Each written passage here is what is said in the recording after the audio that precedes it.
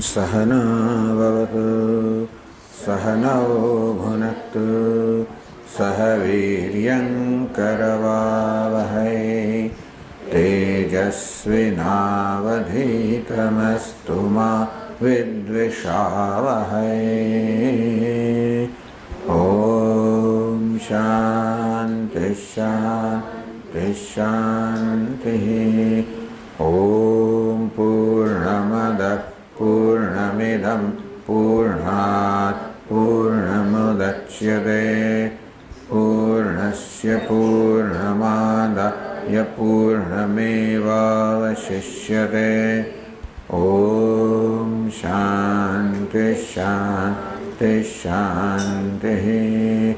श्रुतिस्मृतिपुराणानाम् आलयं करुणालयं नमामि भगवत्पादं शङ्करं लोकशङ्करं शङ्करं शङ्कराचार्यं केशवं बादरायणं सूत्रभाष्यकृतौ वन्दे भगवन्तौ पुनः पुनः।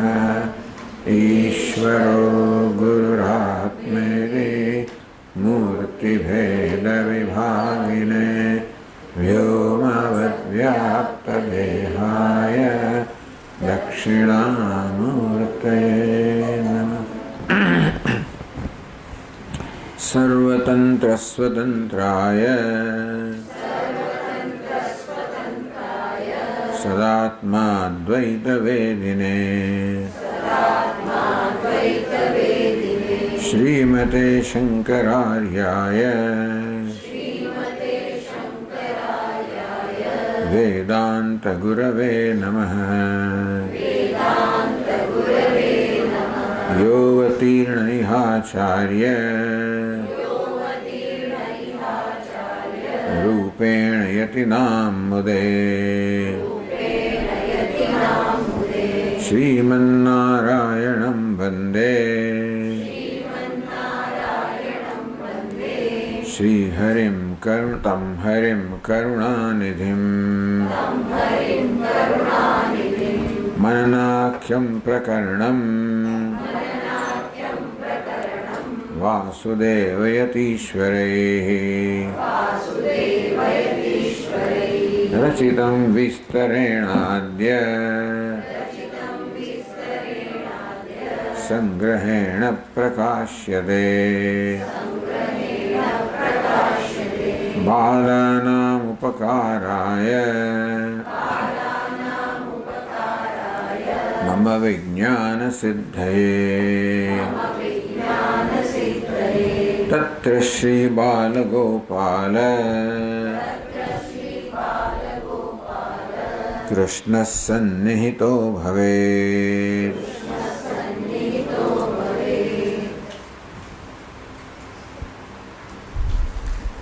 હવે પંચકવર્ણનો પ્રારંભ થાય છે. પાંચમું વર્ણ. તો આગળ આપણને આખી પ્રક્રિયા બતાવી, પરંપરા બતાવી કે જીવનમાં દુઃખ કેમ છે. તો કે જન્મ છે માટે શરીર ધારણ કરીએ છીએ માટે દુઃખ છે. શરીર કેમ છે? જન્મ છે માટે. જન્મ કેમ છે? કર્મ છે માટે. કર્મ કેમ છે? રાગ દ્વેષ માટે વગેરે. તો જન્મ દુઃખ, જન્મ કર્મ, આ બધાની ચર્ચા આ ચોથા અને પાંચમા વર્ણકમાં થઈ રહી છે. તો જન્મ અને કર્મની ચર્ચા, દુઃખની, જન્મની, કર્મની ચર્ચા આગળ કરવામાં આવી. હજી પણ એ કર્મની ચર્ચા ચાલુ રાખે છે. કર્મ ભેદ. પહેલા કેટલા પ્રકારના કર્મ છે એ કહે છે. તો 32મા પાના પર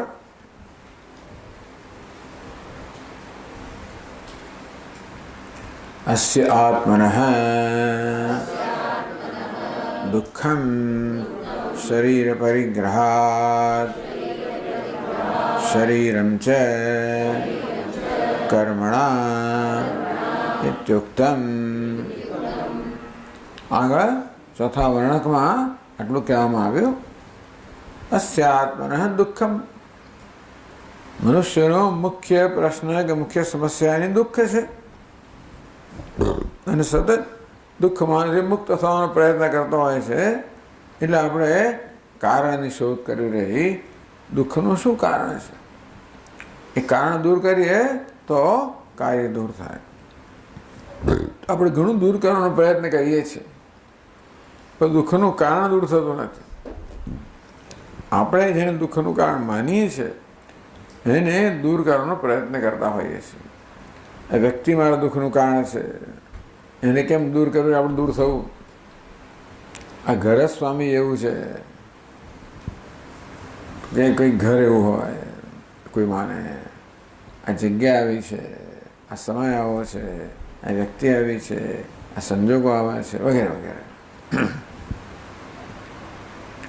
પણ તો દુઃખ એક અથવા બીજે પાછું આવતું, કારણ દુઃખનું મૂળ કારણ જતું નથી.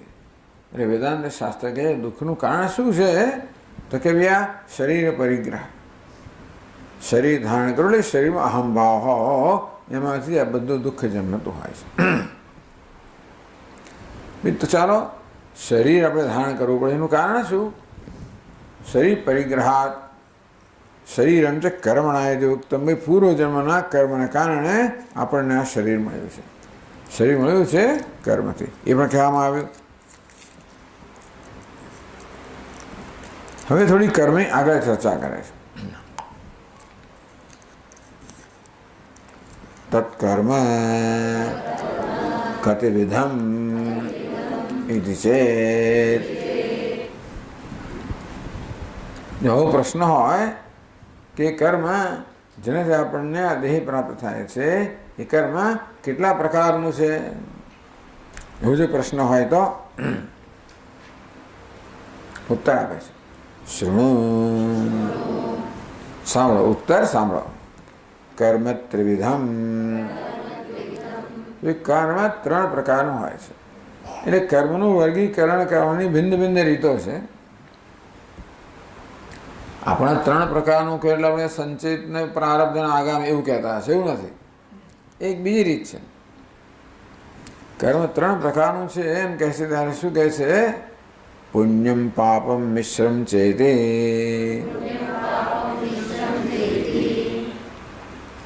પુણ્ય કર્મ, પાપ કર્મ અને પુણ્ય પાપનું મિશ્રણ, આવા 3 પ્રકારના કર્મ હોય છે.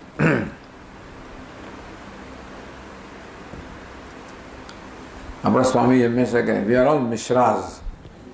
આપણે બધા મિશ્રાઓ છીએ, મિશ્ર છીએ. એ જ કહે છે અહીંયા આગળ. દેવાદિ શરીરમ પુણ્યકર્મ ફલમ ત્રિજગાદિ શરીરમ સર્વમ પાપકર્મ ફલમ મનુષ્યાદિ શરીરમ મિશ્રકર્મ ફલમ દેવાદિ શરીરમ પુણ્યકર્મ ફલમ. ખૂબ બધા પુણ્યકર્મ કર્યા હોય, જ્યાં પુણ્યકર્મ જે છે એની પ્રધાનતા હોય જેના જીવનમાં, એને આ દેહનો ત્યાગ કર્યા પછી દેવતાઓ વગેરેનું ઉચ્ચ એક પ્રકારનું શરીર પ્રાપ્ત થાય. એટલે મનુષ્ય કરતાં દેવતાઓના શરીરો વધારે ઉત્તમ હોય છે, ઉત્કૃષ્ટ હોય છે, સ્વાભાવિક છે.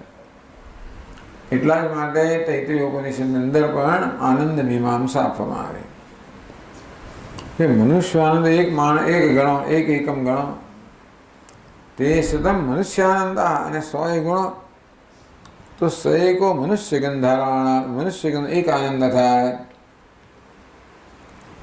તે સતમ મનુષ્ય ગંધર્વાણામ આનંદ, એ મનુષ્ય ગંધર્વના આનંદને 100 ગુણો દેવ ગંધર્વનો આનંદ થાય.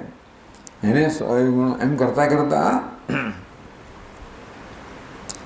દેવ ગંધર્વના આનંદ 100 ગુણો એટલે પિતૃનામ ચરુલોકલોકાનામ પિતૃઓનો આનંદ થાય, આજાના દેવોનો આનંદ થાય, કર્મદેવોનો આનંદ થાય, દેવતાનો આનંદ થાય.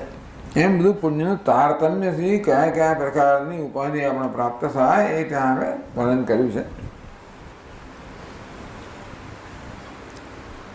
પણ આ દેવતાઓ વગેરેનું શરીર જે છે એ પુણ્ય કર્મનું પરિણામ છે. તિર્યક એટલે પશુઓ વગેરે. તે આડા, જેનો દેહ આડો વધતો હોય ને તિર્યક કહેવાય. પશુનો દેહ છે આડો વધતો હોય છે, પક્ષીનો દેહ પણ આડો વધતો હોય છે. અને આ બધા સાપ બાપ બધા જે છે જીવજંતુઓ બધાનો દેહ આડો જ વધતો, ઊંધું ઉપર નથી આવતું. એક વૃક્ષ અને મનુષ્ય આડો જ ઉપર આવતા હોય છે, બાકી બધા આડા વધતા હોય છે. અને તિર્યક તે એટલે પશુ વગેરેના જે શરીર છે એ પાપ કર્મનું પરિણામ છે. મનુષ્યાદિ શરીરમ મિશ્ર કર્મ ફલમ. મનુષ્ય વગેરેનો જે દેહ છે એ મિશ્ર કર્મ એટલે પુણ્યના પાપ બંનેના પરિણામ રૂપે પ્રાપ્ત થતું હોય છે. ચાલો પછી આગળ કહે છે એવ મુક્તમ ત્રિવિધમપી કર્મ ઉત્કૃષ્ટમ મધ્યમમ સામાન્યમ ઇતિ પ્રત્યેકમ ત્રિવિધમ. આ ત્રણ પ્રકારના કર્મ કયા? પુણ્ય કર્મ, પાપ કર્મ, મિશ્ર કર્મ. એને વળી ત્રણ વિભાગ કર્યા. એવું ઉત્તમ ત્રિવિધમપી કર્મ. આ ત્રણ પ્રકારનું કર્મ જે કહેવામાં આવ્યું, પુણ્ય, પાપ અને મિશ્ર, એ ત્રણ પ્રકારનું જે કર્મ કહેવામાં આવ્યું એને વળી પાછા ત્રણ વિભાગ કર્યા. ઉત્કૃષ્ટમ, મધ્યમમ, સામાન્યમ. સામાન્ય કહો કે નિકૃષ્ટ કહો. ઉત્કૃષ્ટ પુણ્ય કર્મ, મધ્યમ પુણ્ય કર્મ, નિકૃષ્ટ પુણ્ય કર્મ, સામાન્ય પુણ્ય કર્મ. ઉત્કૃષ્ટ પાપ કર્મ, ઉત્કૃષ્ટ શબ્દ પાપ સાથે પણ ઉત્કૃષ્ટ પાપ કર્મ, ભયંકર પાપ કર્મ, મધ્યમ પાપ કર્મ, સામાન્ય પાપ કર્મ, ઉત્કૃષ્ટ મિશ્ર કર્મ, મધ્યમ મિશ્ર કર્મ, સામાન્ય મિશ્ર કર્મ. 9 થયા. દેખાય છે? એવમ ઉક્ત કર્મ ભેદેન જન્મ ભેદશ્ચ નાના પ્રકારઃ. 9 પ્રકારના જન્મ થઈ ગયા. એવમ ઉક્ત કર્મ ભેદેન, આ પ્રકારે આ વિવિધ પ્રકારના જે કર્મ કયા 9 પ્રકારના. જન્મ ભેદશ્ચ નાના પ્રકાર. તો જન્મ તો કર્મથી પ્રાપ્ત થાય, જે પ્રકારનું કર્મ હોય એ પ્રકારનો જન્મ હોય. હવે આપણે ઉત્કૃષ્ટ કયું ખરું? ઉત્કૃષ્ટ પુણ્ય કર્મ. પણ એમાં ઓછું વધતું તો હોય ને. મહિન્દ્ર હોય, પ્રજાપતિ હોય, બૃહસ્પતિ હોય, એમને પણ તારતમ્ય હોય. મધ્યમ તમે કહો દેવ ગંધર્વ, મનુષ્ય ગંધર્વ વગેરે વગેરે. એટલે મનુષ્યને પણ થોડા જન્મ મિશ્રમાં થોડો ફેર પડે, તેમ ઉપાધિમાં થોડો ફેર પડે. પણ આ માહિતી સારી છે આપણા માટે. એટલે તો કહે છે હવે ઉત્કૃષ્ટ આપણા પુણ્ય કર્મ, જે ઉત્કૃષ્ટ, મધ્યમ ને સામાન્ય કા 3 તો 3 તરી 9, એ 9 પ્રકારના કર્મથી કયા પ્રકારનો દેહ પ્રાપ્ત થાય? તો કહે છે આગળ તથા હે હિરણ્યગર્ભાદિ શરીરમ પુણ્યકર્મોત્કૃષ્ટમ ઇન્દ્રાદિ શરીરમ પુણ્યકર્મ મધ્યમમ યક્ષરાક્ષસ પિશાચાદિ શરીરમ પુણ્યકર્મ સામાન્યમ.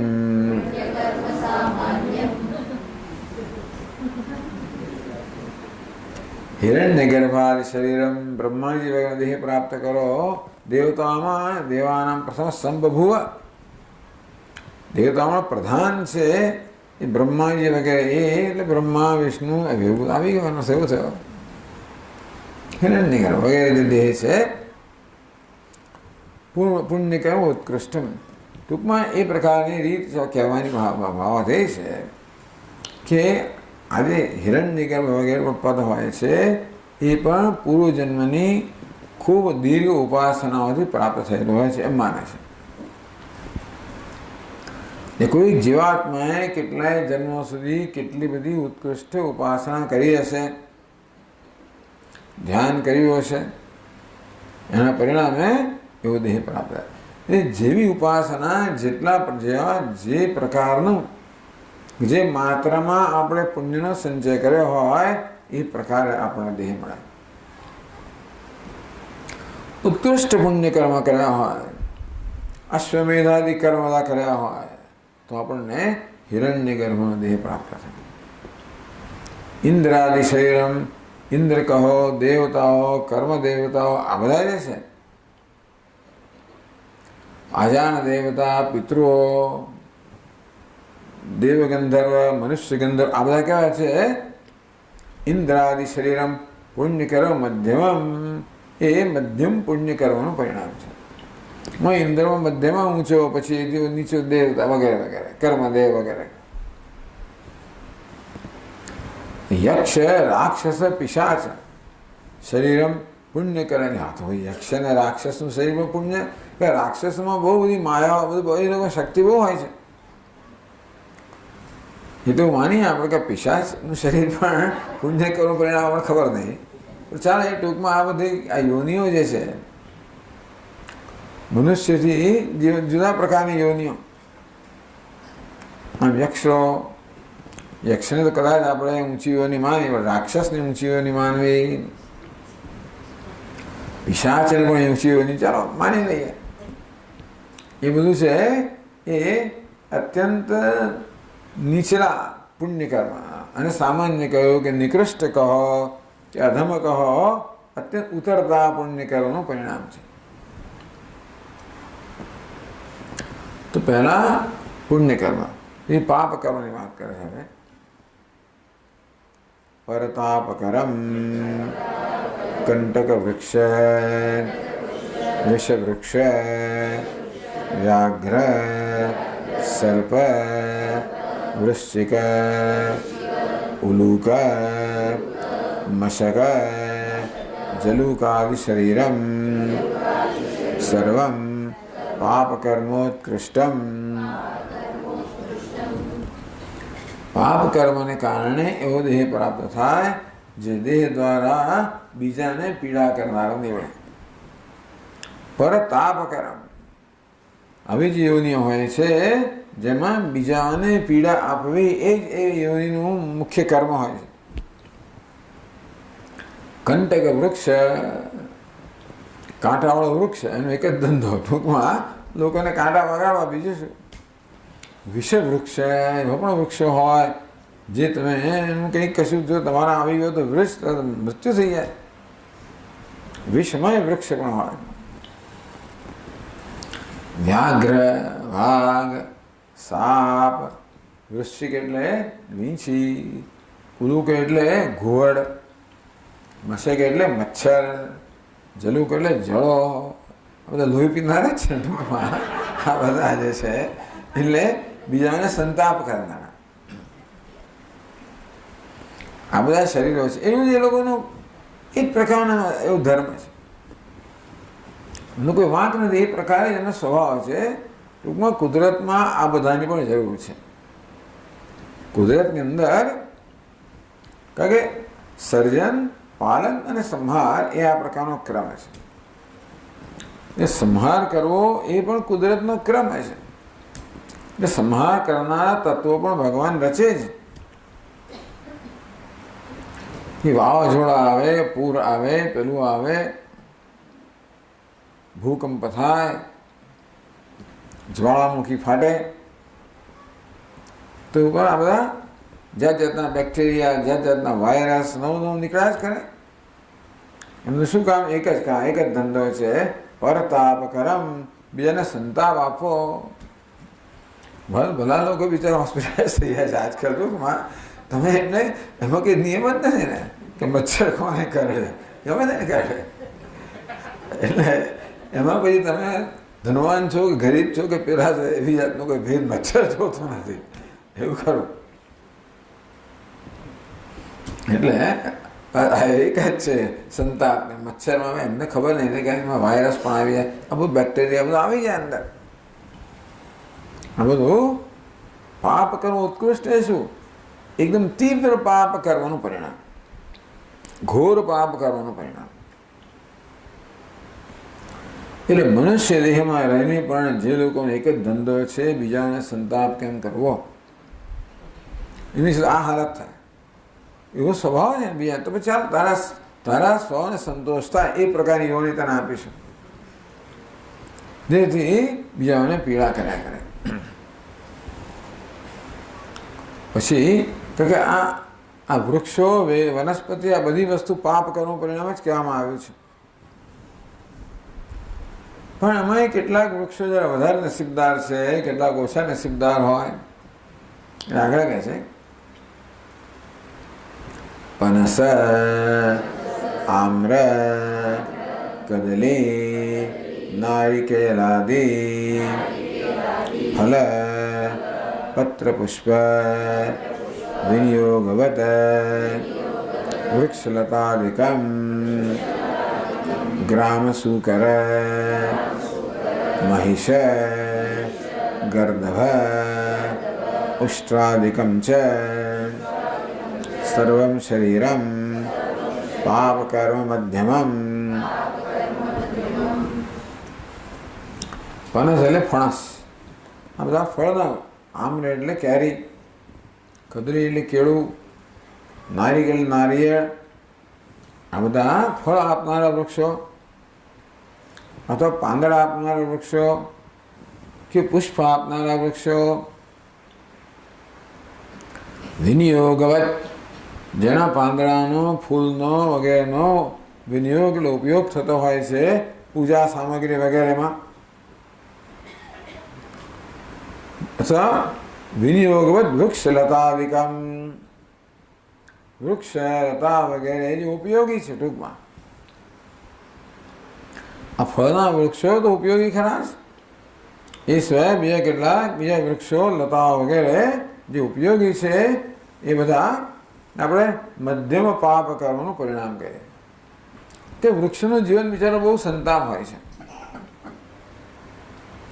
પેલા સંતાપ કરનારા છે, આ સંતાપ પામનારા છે. વૃક્ષને બધી જ ઋતુઓમાં બિચારાને સહન જ કરવું પડે. તડકોએ સહન કરવો પડે, ઠંડીએ સહન કરવી પડે, વરસાદે સહન કરવો પડે.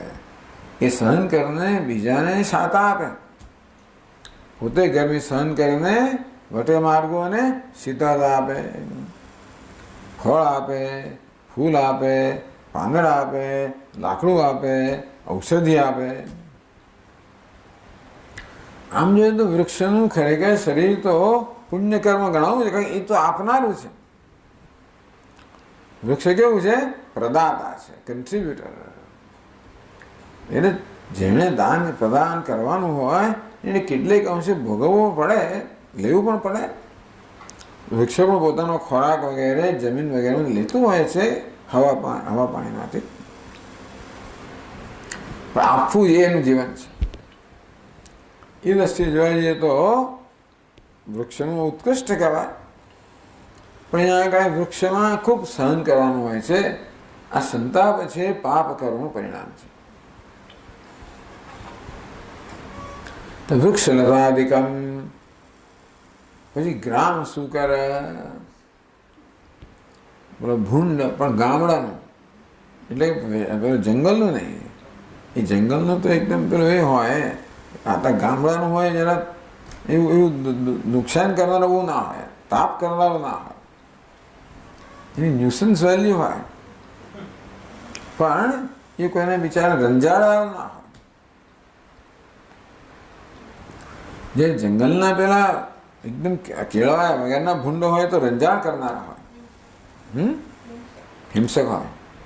ભૂંડો હિંસક હશે. હા, ગ્રામ મહિષ એટલે કે આપણી ભેંસ વગેરે, ગર્દભા એટલે કે ગધેડું, ઉષ્ઠ એટલે ઊંટ, આ બધા પણ આ બધી બિચારી પણ પાપ સહન કરવાની યોની છે ને. ગધેડાને ઊંટને બહુ સહન કરવું પડે, ભાર વહન કરવું પડે સતત. અને આ બધાનું ગર્દભ અને શુકરનો તિરસ્કાર થયા કરતા હંમેશા. એ દ્રષ્ટિએ એને પાપ યોની કહી, પણ મધ્યમ પાપ યોની કહી. પાપ કર્મ મધ્યમમ. આ મધ્યમ પાપના પરિણામે આ પ્રકારની યોની પ્રાપ્ત થાય. છેલ્લે કહે છે અશ્વત્થ તુલસી બિલ્વ ગો અશ્વાદિ શરીરમ પાપ કર્મ સામાન્યમ.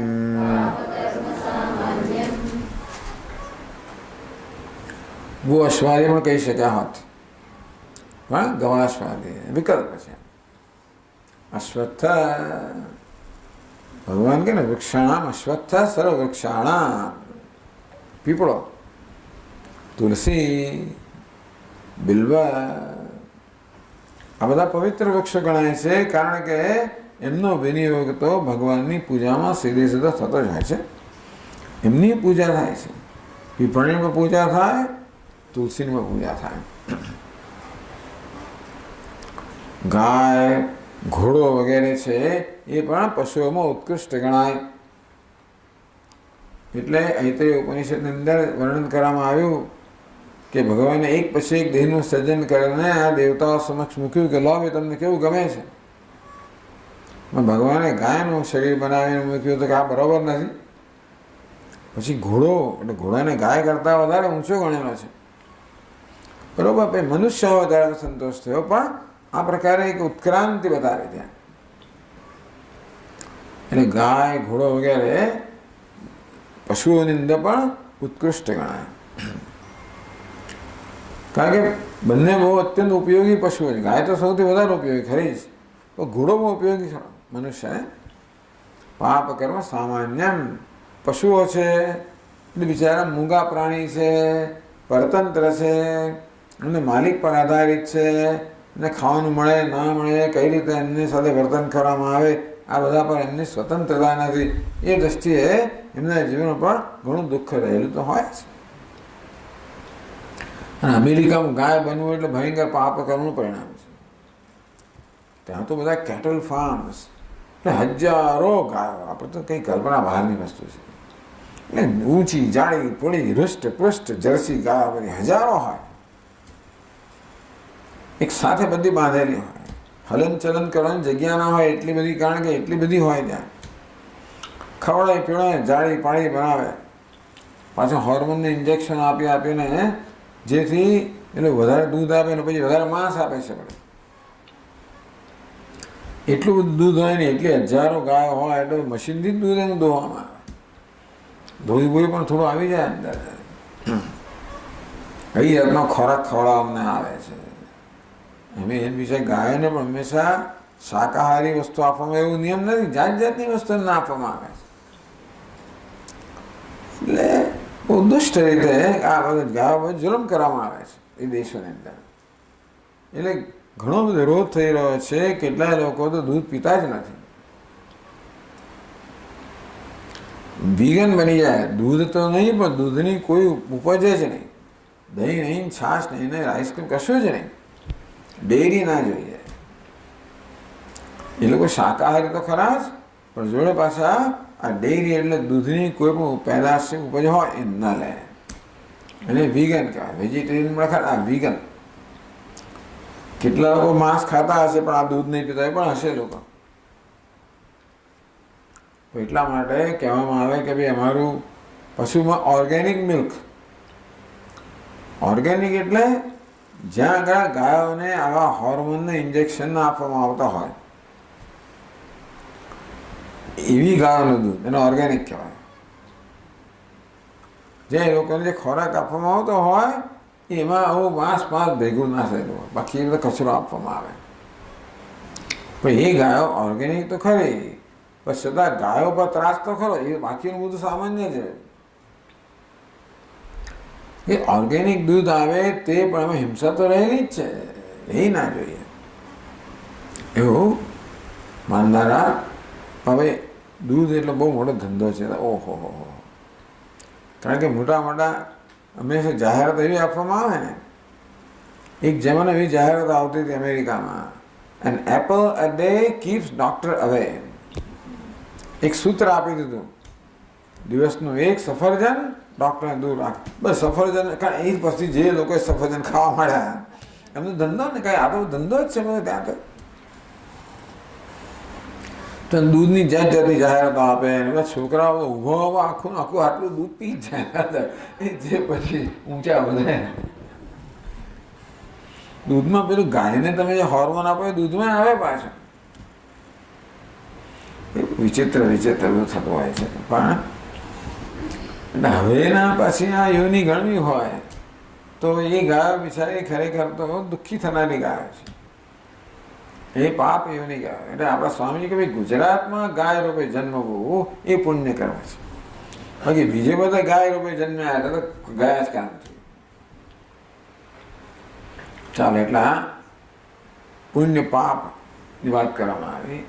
મિશ્ર કર્મ, ઇષ્ટમ અનિષ્ટમ મિશ્રમ છે. ત્રિવિધમ કર્મણ ફલમ. ઇષ્ટમ પુણ્ય કર્મ, અનિષ્ટમ પાપ કર્મ, મિશ્રમ છે. એ શ્લોકમાં સ્વામી કહે આપણે બધા મિશ્ર છીએ. હવે આગળ કહે છે, ઇહ મનુષ્યલોકે તો નિષ્કામ કર્માનુષ્ઠાન સાધન ચતુષ્ટય સદ્ગુરુ લાભ શ્રવણ મનન આત્મજ્ઞાન ક્રમેણ જીવન મુક્તે વિદેહ મુક્તેશ્ચ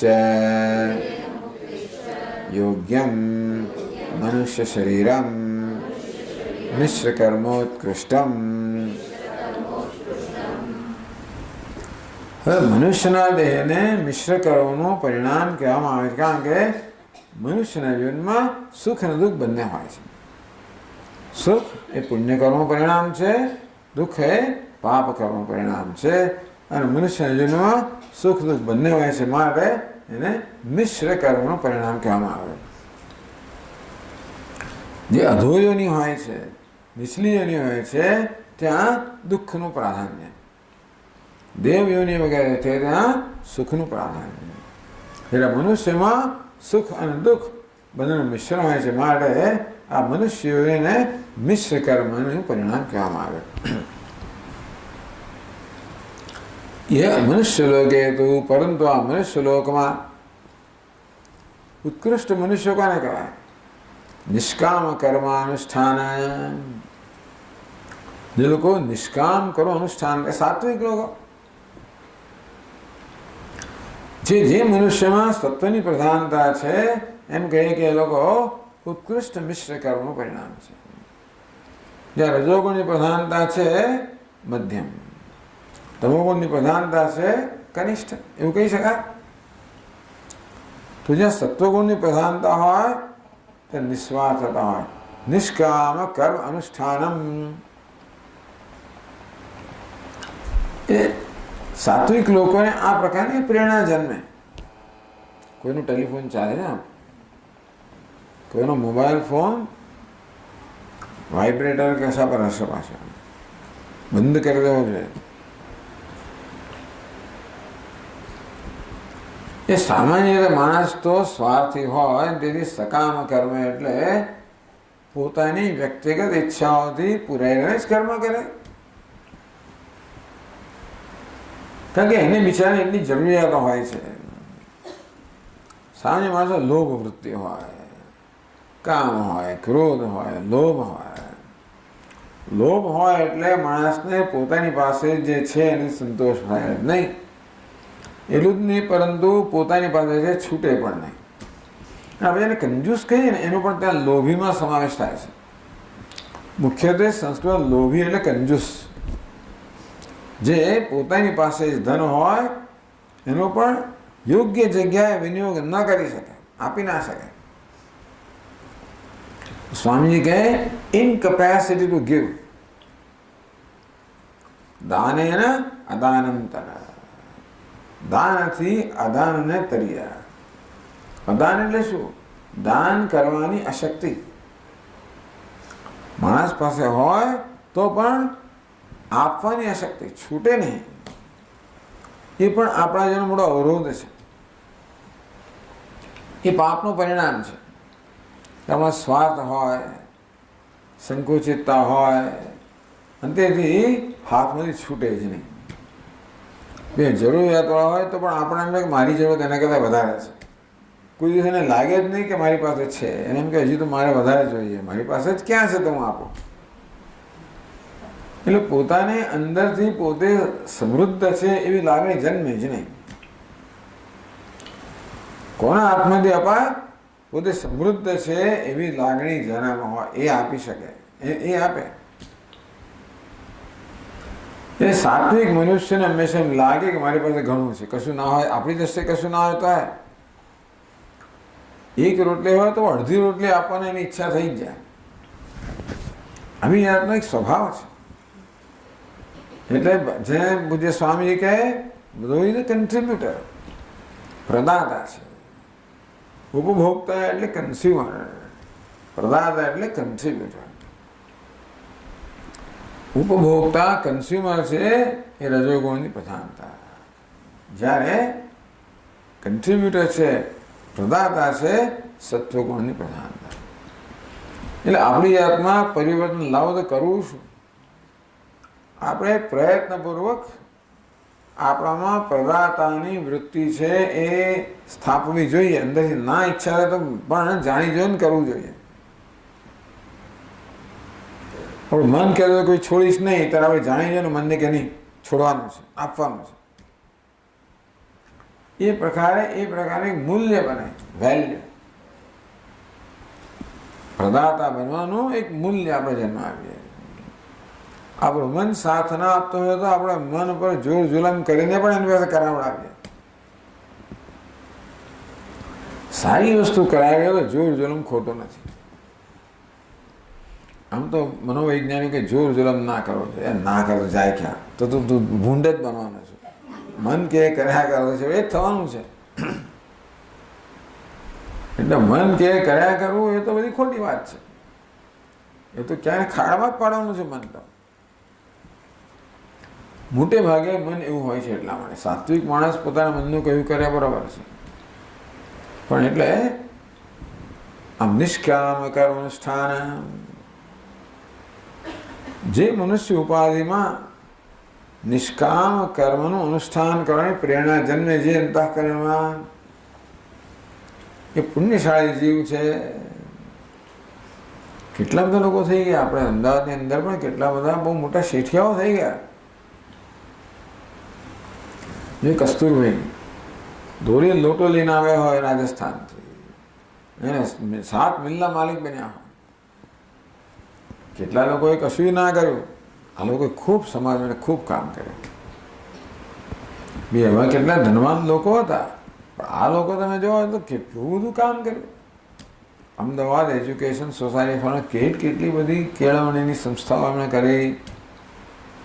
આ બધામાં એમનો પાછો ભાગ કંઈક હાથ ખરો.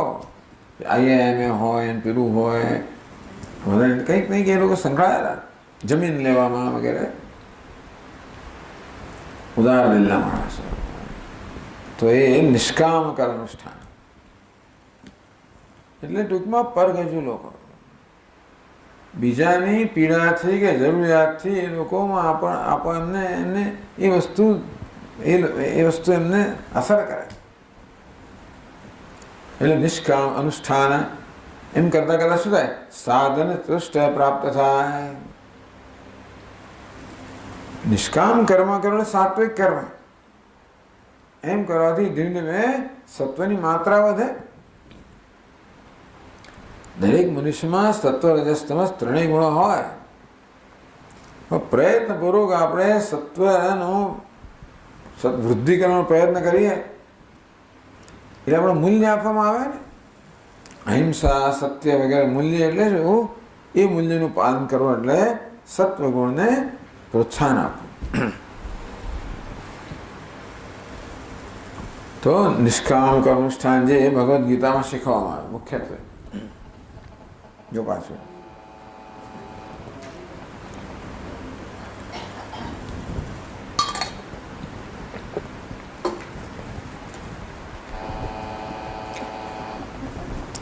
જેમણે પોતાનો ફોન ચાલુ રાખ્યો હોય એ બંધ કરી દે. સાયલેન્ટ બાયલેન્ટ નહીં, બંધ.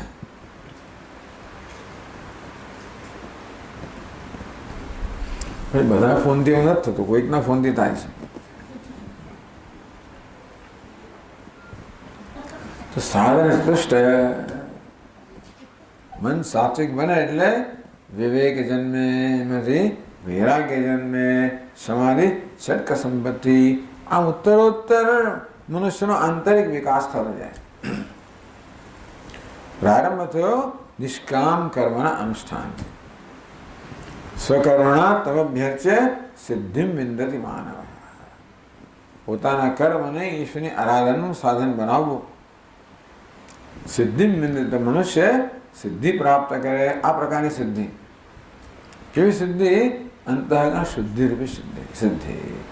જેમાં વૈરાગ્ય જન્મે, એમાં બીજી બધી આંતરિક સંપત્તિ જન્મે.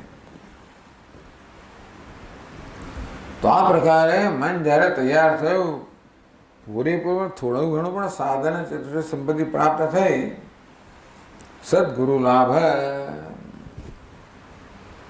પછી સદગુરુનો લાભ થાય એ બધું બનતું હોય છે. આવું આ પ્રકારની પરંપરા બતાવે.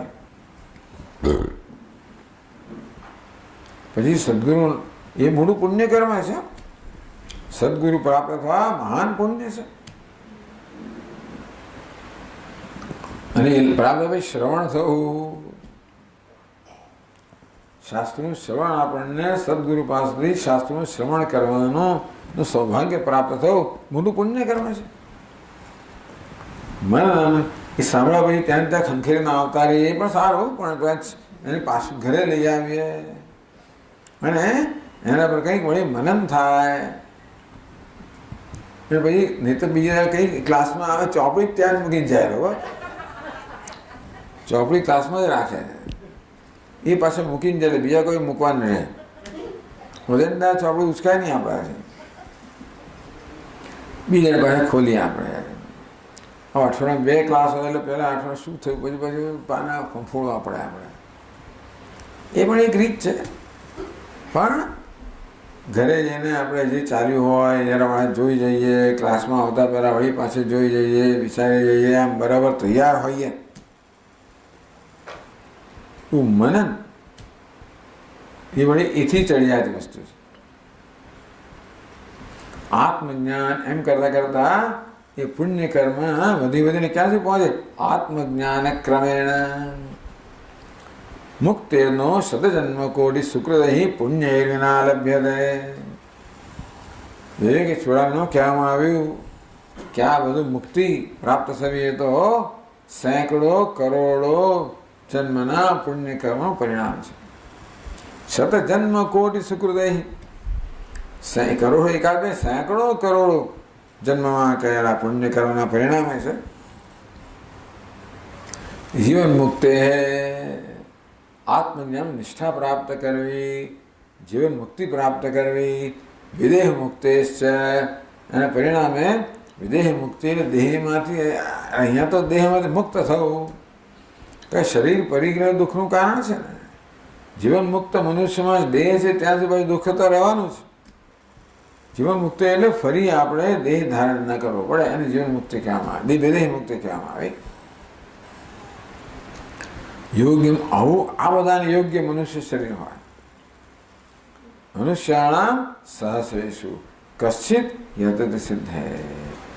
હજારો મનુષ્યમાં કોઈક એવો હોય જે સિદ્ધિ માટે પ્રયત્ન પણ કરે. યતામ અભિસિદ્ધાનામ કશ્ચિન મામ વેત્તિ તત્વતઃ. એવા પ્રયત્ન કરી રહેલા સિદ્ધ કે સાધકો હોય, એમાંનો કોઈક હોય જે વાસ્તવમાં મને તત્વતઃ જાણે. એટલે આવું મનુષ્ય શરીર સર્વોત્કૃષ્ટ.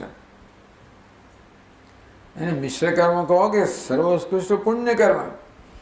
ક્યાંક ક્યાંક ખરેખર તો મનુષ્ય ઉપાધિને પુણ્ય કર્મનું પરિણામ જ માનવામાં આવે છે. ત્યાં સુધી કે દેવતાઓની ઉપાધિ કરતા આપણા મનુષ્યની ઉપાધિને ચઢિયાતી માનવામાં આવે છે. કે દેવ યોની છે, ભોગ યોની છે, જ્યારે એક મનુષ્ય યોની એવી છે જે કર્મ યોની છે. એટલે ઉત્કૃષ્ટ પુણ્ય હોય, દેવ યોની વગેરે હોય, ત્યાં પોતે પોતાના પુણ્ય કર્મનું ફળ ભોગવવા ભોગ યોની, અને પાપ કર્મ છે એ પણ બધી ભોગ યોની. ત્યાં પુણ્ય કર્મ ભોગવાઈ જાય, ત્યાં પાપ કર્મ ભોગવવા ના આવે. એટલે ખરેખર મનુષ્ય યોની એવી છે જે કર્મયોની છે, જ્યાં ભગવાને જેમને આવી રીતે ફ્રી વિલ સ્વતંત્રતા આપી છે, જે પોતાનું કલ્યાણ કરી શકે છે. કોઈ હજારો લાખો એક કલ્યાણ કરવા પ્રેરણા જન્માવી મનુષ્યોત્તમ મુમુક્ષુત્તમ મહાપુરુષ સંશય દુર્લભમ ત્રયમેવૈતત દેવાનુગ્રહ હેતુકમ. જંતુના નરજન્મ દુર્લભ એવું કહેવામાં આવ્યું. બધા જંતુઓમાં, જીવોમાં નરજન્મ છે દુર્લભ છે. મનુષ્યત્વ મુમુક્ષુત્વ મહાપુરુષ સંશય, મનુષ્યત્વ પ્રાપ્ત થવું એમાં પછી મુમુક્ષુત્વ પ્રાપ્ત થવું બહુ દુર્લભ. એમાં મહાપુરુષનો આપણે આશ્રય પ્રાપ્ત એથી દુર્લભ. એટલે રામચરિત માનસ સ્પષ્ટ કહ્યું અને ભાગવતમાં કહ્યું કે દેવતાઓ પણ ખરેખર તો એકાદશ સ્કંદમાં કહ્યું કે દેવતાઓ પણ મનુષ્યની ઈર્ષ્યા કરતા હોય છે કે ક્યારે અમને આ દેહ પ્રાપ્ત થાય. મનુષ્ય દેહની અંદર તમે નિષ્કામ કર્મ કરી શકો, અંતર્ગત શુદ્ધિ પ્રાપ્ત કરે ને શ્રદ્ધા, ભક્તિ કે જિજ્ઞાસા. તો અંતઃકરણ શુદ્ધ થાય એટલે ક્યાંક ભક્તિ જન્મે, ક્યાંક જિજ્ઞાસા જન્મે. કોઈકના અંતરમાં ભક્તિનો ઉદય થાય, કોઈકના અંતરમાં જ્ઞાનની ઈચ્છાનો ઉદય થાય. બંને સાત્વિક અંતઃકરણ ખરા. જો ભાગવતના પ્રમાણે તો ભક્તિ જ શ્રેષ્ઠ છે, પણ છતાં એટલે શુદ્ધ અંતઃકરણ આપણે મનુષ્ય જોઈએ તો ભક્ત લોકો પણ હોય અને જો જોડે જ્ઞાનના સાધકો પણ હોય. એક જ્ઞાનનો માર્ગ સ્વીકાર અનુસરે, બીજો ભક્તિનો માર્ગ અનુસરે. પાપ એવી જાતનું એટલે મનુષ્ય દેહ છે અને એ રીતે આ પ્રકારની તક બીજી બધી યોનિમાં હોતી નથી. છે કઠોપનિષદે કહ્યું કે બ્રહ્મલોકમાં ને ગંધર્વલોકમાં ને ફલાણા કંઈક જ્ઞાન પ્રાપ્ત થઈ શકે ખરું, પણ મનુષ્યમાં એવું જ્ઞાન પ્રાપ્ત થાય એવું સ્પષ્ટ ક્યાંય પ્રાપ્ત ના થાય. ચલો અહીં તો એને મિશ્ર કર્મ કહ્યું એટલે આ પ્રકારનો દેહ પ્રાપ્ત થયો જેમાં પોતાનું કલ્યાણ થાય અંતિમ, એ પ્રકારનો દેહ પ્રાપ્ત કરો એ ઉત્કૃષ્ટ મિશ્ર કર્મ પરિણામ. ઉત્કૃષ્ટ મનુષ્યોમાં ઉત્કૃષ્ટ કહેવાય. તો મધ્યમ કોને કહેવાય? સ્વાશ્રમ ઉચિત કર્મણામ કામ્ય કર્મણામ ચ અનુષ્ઠાન યોગ્યમ શરીરમ મિશ્ર કર્મ મધ્યમમ. તો પુણ્યમાં બે પ્રકારના હોય છે. બીજા પણ સ્વાશ્રમ ઉચિત કર્મણામ અનુષ્ઠાન યોગ્યમ શરીરમ. કેટલાકો પોતાનું વર્ણાશ્રમ ધર્મ પ્રમાણનું બહુ સારી રીતે પાલન કરતા હોય છે. કામ્ય કર્મણામ અનુષ્ઠાન યોગ્યમ. કામ્ય કર્મ એટલે વ્યક્તિગત સુખની કામનાથી પ્રેરણે થયેલું કર્મ, સ્વાર્થ પ્રેરિત કર્મ. પણ જ્યાં સુધી ધર્મના માર્ગે કરતા હોય ત્યાં સુધી માણસ સારા કહેવાય. અને કેટલાક કહેવાય ધર્મનિષ્ઠ મનુષ્ય હોય, નિષ્કામ ના પણ ધર્મનિષ્ઠ હોય. એટલે પોતાની ઈચ્છા પૂરી કરવા કર્મ કરે, એમને સ્વર્ગની પ્રાપ્તિ કરવી મળે કર્મ કરે.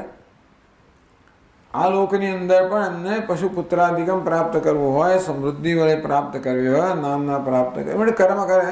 એ પ્રકારના કર્મનું વિધાન કરવામાં આવ્યું છે શાસ્ત્રમાં. એ કોને શા માટે કરે? પોતાના વ્યક્તિગત ઉત્કર્ષ માટે.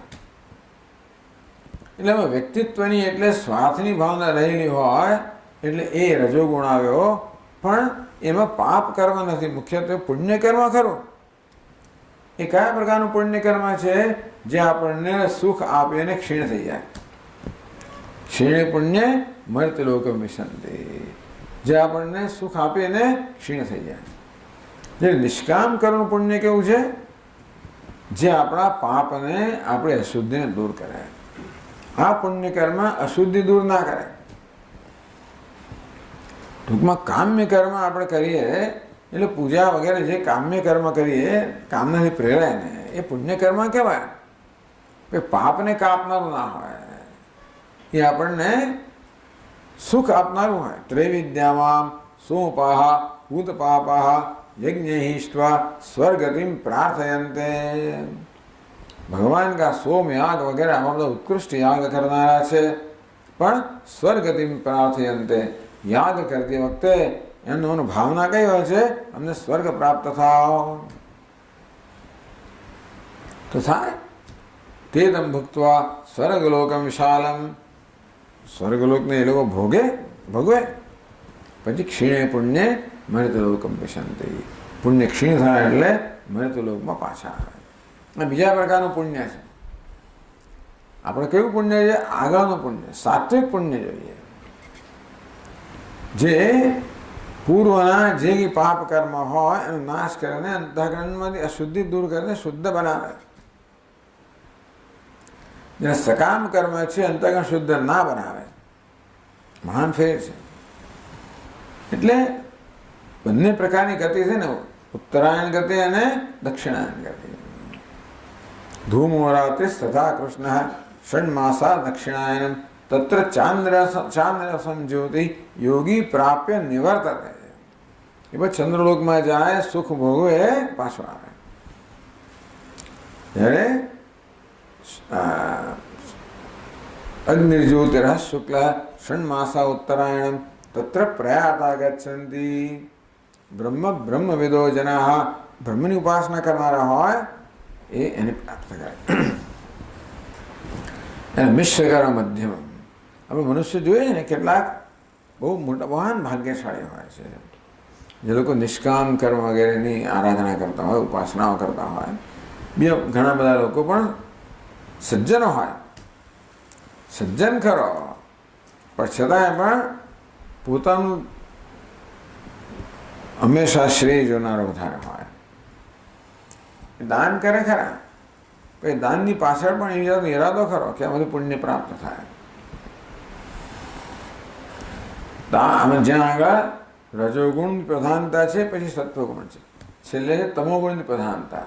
એ છે ચાંડાલ, પુલકસ, કિરાત, યવનાદિ શરીરમ મિશ્ર કર્મ સામાન્યમ.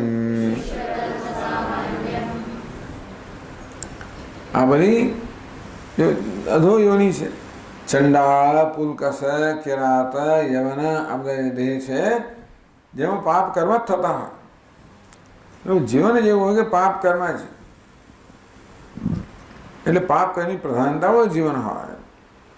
એ નિકૃષ્ટ મનુષ્યની અંદર પણ એ લોકો અધમ કહેવાય. આ બધી ચર્ચાનું પ્રયોજન શું છે એ પછીના ફકરામાં કહે છે. તસ્માત વિવેકિના પુરુષેણ એતત્ કર્મ ફલ તારતમ્યમ વિચાર્ય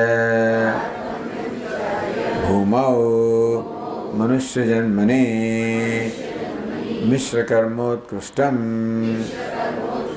જન્મ યથા સિદ્ધ્યેત તથા સ્વર્ણાશ્રમ કર્માણિ કૃત્વા ફલેચ્છામ વિહાય ઈશ્વરાર્પણમ કૃત્વા આત્મવિચાર દ્વારા મોક્ષ પ્રાપ્તૌ એવ પ્રયત્નઃ કર્તવ્યઃ इति સિદ્ધાંતઃ. ટૂંકમાં આગળ આ બધી પુણ્યકર્મ, મિશ્રકર્મ, પાપકર્મ, ઉત્કૃષ્ટ, મધ્યમ, સામાન્ય, આવી ચર્ચાનું પ્રયોજન શું? તસ્માત, એને કારણે, કારણ કે જો આપણે મિશ્ર યોની પ્રાપ્ત કરીએ, મનુષ્ય યોની પ્રાપ્ત કરીએ તો જ આપણું કલ્યાણ કરી શકીએ. વિવેકીના પુરુષેણ, જે વિવેકી મનુષ્ય હોય એનામાંથી શું સમજવાનું, શું એમાંથી બોધ લેવાનો? એતત્ કર્મફલ તારતમ્યમ વિચાર્ય, આ કર્મફળનું તારતમ્ય, તર અને તમા, ચઢિયાતું ને ઉત્કૃષ્ટ, ટૂંકમાં કેવું કર્મ કર્યું તો આપણે કયા પ્રકારની યોની પ્રાપ્ત થાય એ પ્રકારે વિચાર કરીને ભૂમો મનુષ્ય જન્મની, મનુષ્ય જન્મ યથા સિદ્ધે, આપણે ફરી પાછો મનુષ્ય જન્મ પ્રાપ્ત થાય. પૃથ્વી પર મર્તલોકમાં કેવું કર્મ? મિશ્ર કર્મ, ઉત્કૃષ્ટમ જન્મ યથા સિદ્ધે. ચલો આ જન્મ કદાચ આપણે એવો ના હોય, આ જન્મમાં જ નિષ્કામ કર્મ વગેરે થઈને આપણું કલ્યાણ કરવાનો મુખ્ય પ્રયત્ન હોવો જોઈએ. તો નહીતર પણ સ્વવર્ણાશ્રમ કર્માણી કૃત્વા, આ મનુષ્યનો પ્રાપ્ત થયો એટલે પોતાના વર્ણનાશ અનુરૂપ કર્મ છે એટલું કર્તવ્ય કર્મ એનું અનુષ્ઠાન કરવું જોઈએ. ફલેચ્છામ વિહાય, ફળની ઈચ્છા એ રજોગુણ છે, એ બંધન કરનારું છે. માટે બંધન કરનારી વસ્તુનો ત્યાગ કરીને ફલેચ્છામ વિહાય, ફળની ઈચ્છાનો ત્યાગ કરીને, એટલે રજોગુણમાંથી જન્મેલી વસ્તુઓ, આ રજોગુણ હોય એટલે માણસે કર્તવ્ય કર્મ કરવાની ઈચ્છા પણ ના જન્મે કે નહીં. આપણું કર્તવ્ય ફરજ છે તો બજાવવાની જ, એનું કોઈ ફળ નથી છતાંય બજાવવાની. ફલેચ્છામ વિહાય, ફળની ઈચ્છા હોય એને પણ મહત્વ ના, પ્રોત્સાહન ના આપીને ઈશ્વરાર્પણમ કર્મ કૃત્વા, જે કર્મ પોતે કરતો હોય એ ઈશ્વરને અર્પણ કરવાની ભાવનાથી, ઈશ્વરને પ્રસન્ન કરવાની ભાવનાથી કરીને જેથી આપણો અંતઃકરણ શુદ્ધ થાય. આત્મવિચાર દ્વારા, પછી આત્મવિચાર એટલે કે ગુરુ ઉપસદનમ, શ્રવણમ, મનનમ વગેરે દ્વારા મોક્ષ પ્રાપ્ત હોય. બસ મોક્ષ પ્રાપ્તિ માટે જ પ્રયત્ન કર્તવ્ય હૈ. આમ દરેક વિવેકી મનુષ્ય આ મનુષ્ય દેહ પ્રાપ્ત થયો છે ત્યારે એનો શ્રેષ્ઠ ઉપયોગ કરવો જોઈએ. કારણ કે એક જ યોની એવી છે જ્યાં મનુષ્ય સંસારમાંથી મુક્તિ પ્રાપ્ત કરી શકે, મોક્ષ પ્રાપ્ત કરી શકે એવી એક જ યોની, એવી જાતનો સિદ્ધાંત છે. શ્રુતિમાં સ્મૃતિમાં પુરાણો બધા જ વસ્તુ છે ચર્ચા કરવામાં આવી કે મનુષ્ય જન્મ છે ઉત્કૃષ્ટ જન્મ છે, પણ ક્યારે એનો સદુપયોગ થાય જેથી મોક્ષ પ્રાપ્તિ માટે જ પ્રયત્ન થાય, એ સિદ્ધાંત આ સિદ્ધાંત થયો. ટૂંકમાં મનુષ્ય દેહ પ્રાપ્ત થયો એટલે ફળની ઈચ્છાનો ત્યાગ કરીને નિષ્કામ કર્મનુષ્ઠાન, ઈશ્વરાર્પણ બુદ્ધિથી કર્મ કરવું વગેરે એમ કરીને અંતઃકરણ શુદ્ધિ માટે શ્રેષ્ઠ પ્રયત્ન કરવો અને શાસ્ત્ર વિચાર દ્વારા પોતાના જીવનનું કલ્યાણ કરવું, આ પ્રકારનું હંમેશા ધ્યેય હોવું જોઈએ. વિચાર દ્વારા એ સિદ્ધાંત, આ કર્મની ચર્ચાનું પણ પ્રયોજન આ છે. ઓમ પૂર્ણમદ પૂર્ણમિદં પૂર્ણાત પૂર્ણમુદચ્યતે પૂર્ણસ્ય પૂર્ણમાદાય પૂર્ણમેવાવશિષ્યતે. ઓમ શાંતિ શાંતિ શાંતિ. શંકરં શંકરાચાર્યં કેશવં બાદરાયણં સૂત્રભાષ્યકૃતૌ વંદે ભગવन्तौ પુનઃ પુનઃ. ઈશ્વરો ગુરુરાત્મેતિ મૂર્તિભેદવિભાગિને વ્યોમવદ્વ્યાપ્તદેહાય દક્ષિણામૂર્તયે નમઃ. ઓમ શાંતિ શાંતિ શાંતિ. हरि ओम। श्री गुरुभ्यो नमः। हरि ओम।